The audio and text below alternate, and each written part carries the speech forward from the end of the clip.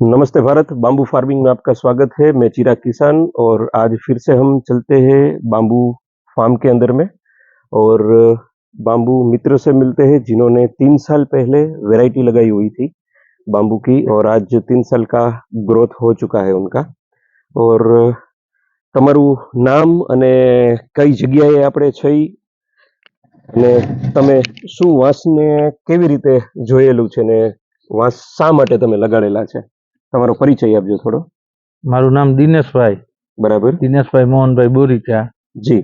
ગામ લતીપુર, જી. તાલુકો ધ્રોલ, જિલ્લો જામનગર. બરાબર છે. અને તમે આ વાંસ જે છે એ ક્યારે લગાડેલા છે? કેટલો ટાઈમ થયો છે? 36 મહિના થઈ ગયા. 36 મહિના, 3 વર્ષ થયેલા છે. બરાબર. અને વાંસ માટે થઈને તમે શા કારણે તમે વાંસ લગાડ્યા? તમને વાંસનું ક્યાંથી ખબર પડી? શું જોયું તમે? જમીન સુધારામાં બહુ કામ આવે છે વાંસ. બરાબર છે. અને પાણી બગાડ હોય તો એ સુધારો કરે છે. બરાબર. અને ખેતી કરતા મહેનત ઓછી છે. બરાબર. અને પ્રોફિટ લોંગ ટાઈમ હાલે. જી. એટલા માટે આપણે વાવ્યા. બરાબર છે. તમારી પાસે ખેતીની કેટલી ટોટલ જમીન છે? 185 વીઘા. 185 વીઘા જમીન છે. બે ભાઈ છે. બે ભાઈ વચ્ચે. બરાબર. નાગજીભાઈ મારાથી મોટા ભાઈ. બરાબર છે. અને તમે અત્યારે વાંસ જે વાવ્યા એ કેટલા વીઘાની અંદરમાં વાવેતર? 10 વીઘામાં. 10 વીઘાનું વાવેતર કરેલું છે. ઓકે. અને જનરલ વેરાયટી લગભગ કટંગ વેરાયટી બધી કટંગ જ છે. એ વેરાયટી તમે વાવેતર કરેલી છે. રેડી.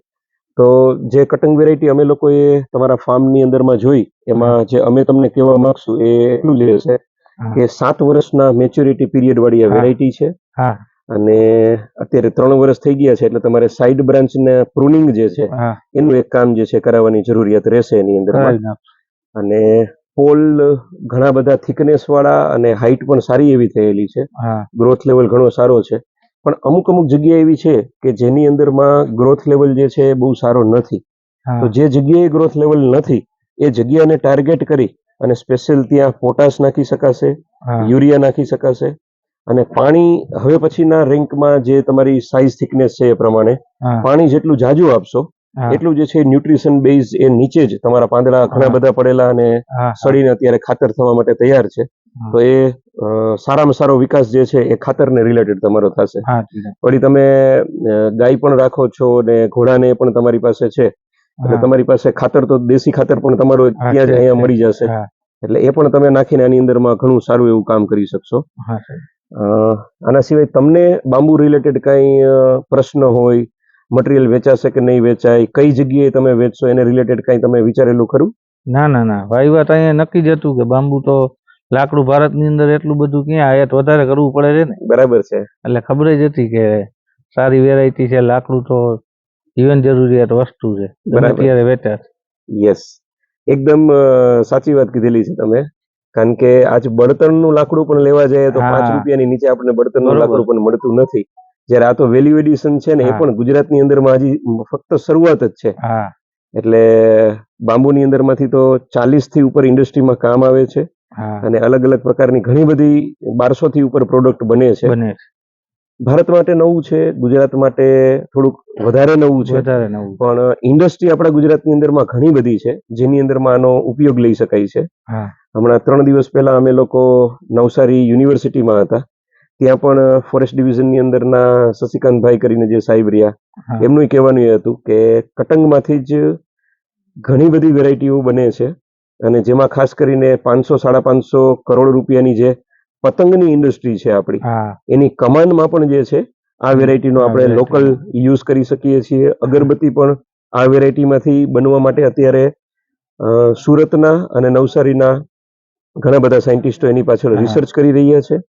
અને આપણે બીજું કઈ ન વિચારીએ તો મોરબી અને મોરબીની આસપાસમાં પાર્ટિકલ બોર્ડની ને પ્લાયવુડની ઇન્ડસ્ટ્રીઓ છે, ત્યાં પણ તેનો ઇઝીલી સેલ થઈ શકે એમ છે. બીજું કઈ તમારા 3 વર્ષ દરમિયાનમાં ખર્ચો કઈ વધારે કર્યો હોય કે આની પાછળ ધ્યાન વધારે દીધું હોય? દેશી ખાતર ને એવું જ નાખ્યું વધારે ભાગે. ઓકે, બરાબર. પાણી તો શરૂઆતમાં ફ્લડ પાણી પાતા કે ટપક થી? પહેલા તો નાના હતા ને ત્યારે ટપક 2 વર્ષ આવેલી. બરાબર છે. પછી ટપક થી પૂરું નતું પડતું એટલે હવે રેડ પાણી પાઈ. હવે રેડ પાણી પાવ છો. બરાબર છે.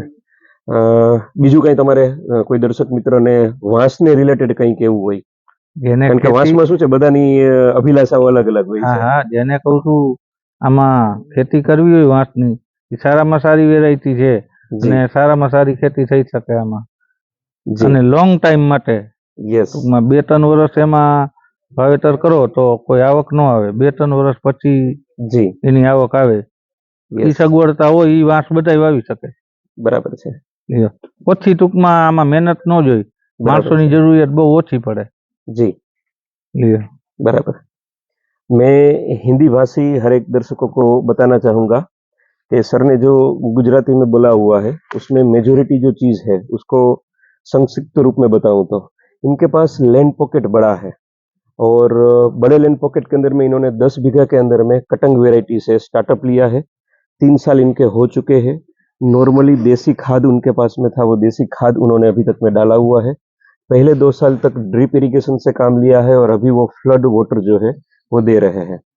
पहले भी इनको इतना पता था कि बांस हम इसलिए लगा रहे हैं कि आगे जाकर टिम्बर के अंदर में बांस सबसे बढ़िया रहेगा और वुड की हर हमेशा हम इंपोर्ट इतना ज्यादा वुड करते हैं, इसलिए इंडिया जो है हर हमेशा वुड के लिए दूसरे पे निर्भर है। हम खुद ही प्रोड्यूस क्यों ना वुड को करें, इसलिए उन्होंने ये लगाया हुआ है। इंडस्ट्री कौन सी होगी, कहाँ पे बेचेंगे, वो सेकेंडरी मैटर था। ये हर एक बंदे को अपने ध्यान से इतनी चीज को गौर करना चाहिए कि फ्यूचर किसका है, हम किस ओर जा सकते हैं, किस ओर जा रहे हैं। आज ग्रीन एनर्जी के अंदर में सबसे बड़ा अगर योगदान जा रहा है तो कहीं ना कहीं वुड इंडस्ट्री को या बांस इंडस्ट्री को जा रहा है। जैसे सोलार है, सोलार भी अपना काम कर रही है, वैसे ही अगर हमें ईंधन पे जाना है, बायोडीजल पे जाना है, पेलेट्स या ब्रिकेट्स पे जाना है, इथेनॉल पे जाना है, तो बांस का जितना बड़ा स्कोप रहेगा उतना ही इंडस्ट्री के पीछे हम ग्रीन एनर्जी को कन्वर्ट कर सकेंगे। तो आप भी हमारे साथ जुड़े रहिए और इसी तरीके से आपके पास जितनी भी लैंड है, जो भी पॉकेट आपके पास है, उसमें से छोटा सा पॉकेट आपके खुद के तजुर्बे के लिए, ग्रीनरी बढ़ाने के लिए, ऑक्सीजन बढ़ाने के लिए, टेम्परेचर को डाउन करने के लिए, लेबर प्रॉब्लम से, या तो किसी भी तरीके से 1 एकड़ 2 एकड़ में बांस लगाइए और आसपास में आपने बांस लगाया होगा तो कई किलोमीटर तक दूसरे फार्मरों को ये समझ में आ जाएगा कि आपके एरिया में, आपके क्षेत्र में बांस कितना ग्रोथ करेगा और कैसे ग्रोथ करेगा। तो थैंक यू वेरी मच, बने रहिए हमारे साथ।